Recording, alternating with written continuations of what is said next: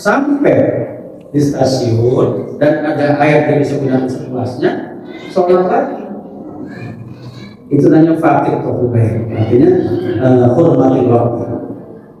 Ya, kenapa kondisi waktu tadi kita nggak berdosa kecuali, nah, kata ulama, kalau kita niat jamak, misalkan kita naik kereta ini, masuk kereta dari Tanjung Karang mau ke Palembang, kita katakanlah jam 11 siang ya, otomatis udah jalan kan kereta, berarti juga masuk di kereta.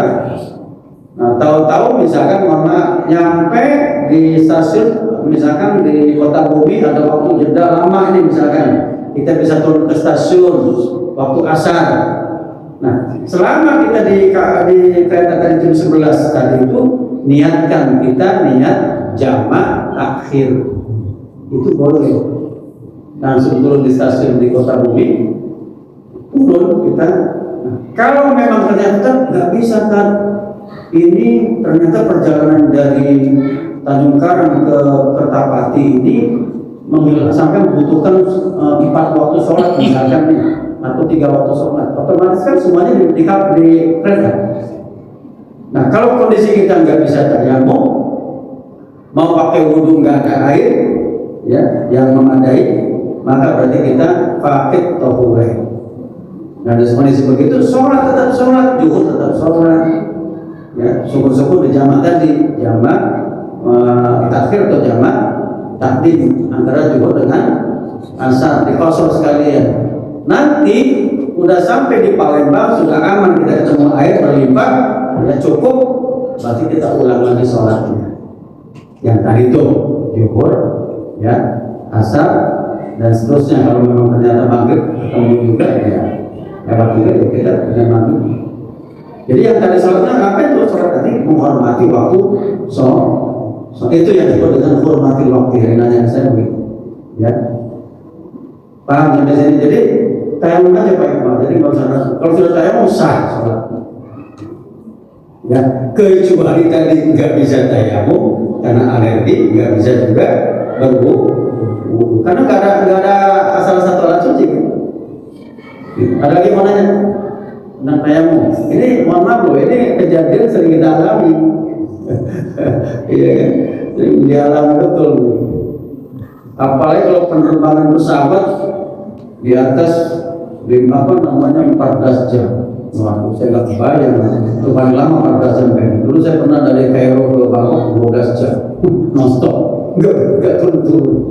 Waduh, itu berapa waktu sholat itu? Tayamum semua. Dan jangan ragu, kan apa saya ulang lagi, sholat nanti yang tadi saya tayamum pesawat itu nggak usah, nggak sah. Nah, yang tadi hormatil waktu, apabila orang tersebut tidak bisa berwudu ataupun bertayamum, itu ya. Nah, itu harus diulang tuh, karena dia belum sholat yang kurang kan itu, nggak ada sucinya, gitu ya. Baik, masih ada yang mau nanya? Kalau enggak, ya, ya. Ini kayaknya mau jalan jauh ya, ya. Itu kan kadang-kadang ya seperti yang diberitakan Pak Sukma. Boleh nggak itu? Kita punya air, terus ada sapu tangan atau atau itu dibasahin untuk ditayamum atau dipakai untuk wudhu gitu. Iya. Jadi berwudhu dengan minimalis boleh, betul. Ya, yang tadi saya ceritakan Nabi itu ukuran 600 ml itu aqua botol itu kan. Dengan cara gimana? Boleh pakai kain boleh supaya ini basah. Mungkin basah. Cuma masalahnya ketika menggunakan sapu tangan ataupun apapun namanya itu otomatis kan tadi sudah dipakai. Pertama tangan nih atau muka gitu kan. Berarti diperas dulu dong, baru dibasahin lagi. Lebih baik kalau menurut saya nggak usah pakai sapu tangan ataupun apapun jadi seperti itu, langsung dibasahin dari tangan 1 kali rusak. Yang penting mengenai semuanya ya. Ini bukan tayamum, ini berwudu tetap namanya wudu gini manis. Ya, saya pernah amalkan begini ketika tawaf di Ka'bah. Saya pakai jam-jamnya 2 liter itu yang selempang itu. pas batal saya keluar dikit aja cari posisi yang agak aman, ada solokan air dekat Ka'bah, saya wudhu di situ. Nah begitu, jadi nggak perlu kita ke toilet. Makanya dulu orang yang pakai zam-zamnya itu, tempat air zam-zam yang 2 liter, tujuannya itu supaya kalau pas tawaf batal kita bisa langsung wudhu lagi dengan wudhu minimal.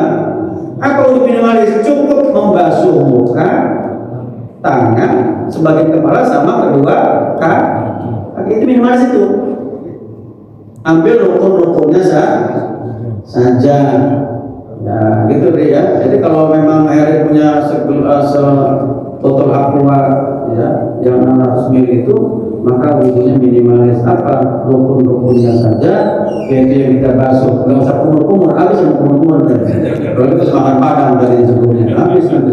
Separuh botol udah habis itu.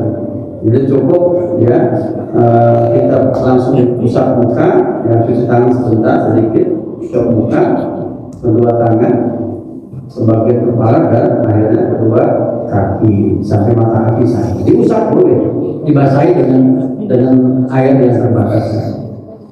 Kalau pakai apa tadi sapu tangan, diperes dulu setelah selesai 1-2 air, karena air yang udah diusap tadi udah terpakai kan, udah mustakmal ini, peres lagi, baru dikucurin lagi. Nah itu kan lebih boros jadinya. Nah gitu. Ada lagi mau nanya sampai sini? Cukup ya. Terakhir kita lanjutkan sedikit aja tentang najis ya ini. Kita bertohar dengan najis ya, membersihkan dari najis. Wal qaul mu'in bi usul at-tahar wa qala bi'an asif bisa tambah ada nambah pembahasan suci dari najis. Al-bab al-awwal fi ma'rifati hukm at-tahara an fil wujub aw fil nadbi imam mutlaqan wa ilmu jadi anna syaitan. Pertama bab yang menjelaskan tentang pengetahuan hukum mensucikan dari najis, apakah itu wajib atau sunnah ya.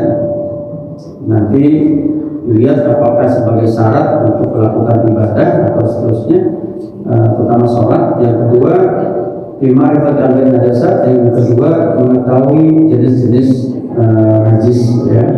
Bab ketiga ma'rifatil hal allati yajibu izalatu anha. Yang ketiga tentang kondisi yang harus kita hilangkan najis. Ya, nanti kan ada kasus-kasusnya itu, misalkan ketika sholat ada nyamuk nempel dekat klepok gitu kan, luar darah kan. Nah itu gimana? Nanti ada di pembahasan di situ. Yang keempat, firman syai' alladhi mituzal. Yang keempat, benda apa saja atau apa saja yang bisa menghilangkan najis. Yang kelima, fi sifat ijaratnya, bagaimana cara menghilangkannya. Yang keenam, fi adabil hadas. Yang keenam adalah adab dalam berhadas. Ada adab yang kita termasuk buang air kecil, buang air besar, nanti kita sampaikan di sini. Saya kira sementara itu nanti kita jelaskan secara detailnya di pertemuan yang akan datang, karena ini pembahasannya cukup panjang ya. Kalau dibahas sekarang kan mungkin tersisa juga. Intinya tadi sudah kita jelaskan tentang tayamum, sudah selesai. Nah dari sini kita bisa pahami tayamum sebagai pengganti suci selain wudu.